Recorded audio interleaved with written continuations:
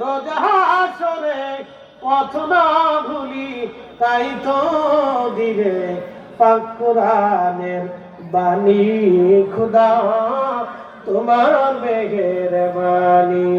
সুন্দর ফল সুন্দর ফল বেশি রান্না করে কষ্ট দেব না, একটু গোলার আচার দিবেন না, বলবেন আপনাদেরকে নিয়ে আমরা একসাথে দোয়া করব। বেশি একেবারে লম্বা হবে না, কারণ আছে। আমি বারবার বললাম একটা বার দূর থেকে বাবার চেহারাটা দেখে যান। ইমাম সাহেব হুজুর চোখের পানি ছেড়ে দিয়ে বলেন, হুজুর সেই দিন বুঝলাম কিয়ামতের ময়দানে সন্তান বাপ মাকে ভুলে যাবে, বাবা মা সন্তান ভুলে যাবে। আমি 10 বার ছেলেটাকে ফোন দিয়ে বললাম, ও আল্লাহর বান্দা একটা বার আপনার বাবার চেহারাটা আপনি দেখে যান। ছেলেটা নাফরমান আসবেই না, আসেই না হুজুর। শেষ পর্যন্ত আমি তার আপন হলাম, শেষ পর্যন্ত আমি তার আপন হলাম। আমরা তার কাপড় দাপন করাইলাম। ছেলেটা কলিজার টুকরা সন্তান একটা বার বাবার চেহারা দেখতে শুনে করোনার ভূমি সিঙ্গার বিলবাসী সেই দিন বড় ভয়াবহ হবে। আল্লাহ নবী ডাকতে বলেন, উম্মতে মা সন্তান ভুলে যাবে, সন্তান মা ভুলে যাবে, বন্ধু বান্ধব সবাই সবাইকে ভুলে যাবে।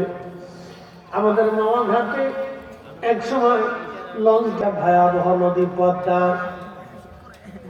পদ্মা নদীকে আগে মানুষ বলতো সর্বনাশা নদী। তার মানে এই নদীর এত স্রোত, নদীর তলদেশ দিয়ে এত পরিমাণে স্রোত হয়, কোন কিছু স্রোতের আওতার ভিতরে পড়ার সাথে সাথে 1 মিনিটের ভিতরে 1 কিলোমিটার পর্যন্ত চলে যাবে, এত পরিমাণে স্রোত হয়।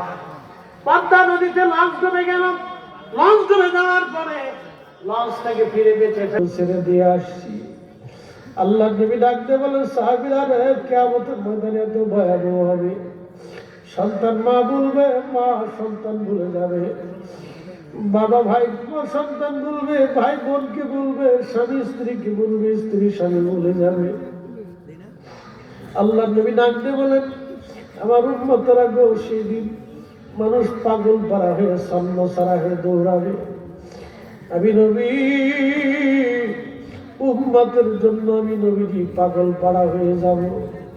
আমার উম্মতরা রে মিজানের পাল্লার পাশে আমার উম্মত দাঁড়ায় থাকবে, মিজানের পাল্লার দিকে তারা করুণ দৃষ্টিতে তাকায় থাকবে। আজ নেকের পাল্লা ভারী হয় নাকি গুনার পাল্লা ভারী হয়, ঠিক ওই সময় আমি নবী আমার উম্মতের মিজানের পাল্লার পাশে আমি নবী দাঁড়ায় থাকবো। সাহাবীরা রে আমার উম্মতের নেকের পাল্লা গুনার পাল্লা যখন ওজন হবে, যখন আমি দেখবো আমার উম্মতের নেকের পাল্লা হালকা হয়, আমি নবী নিজে কালেমার শরীফ দিয়া আমার উম্মতের নেকের পাল্লা গুলি ভারী বানায়া দেব।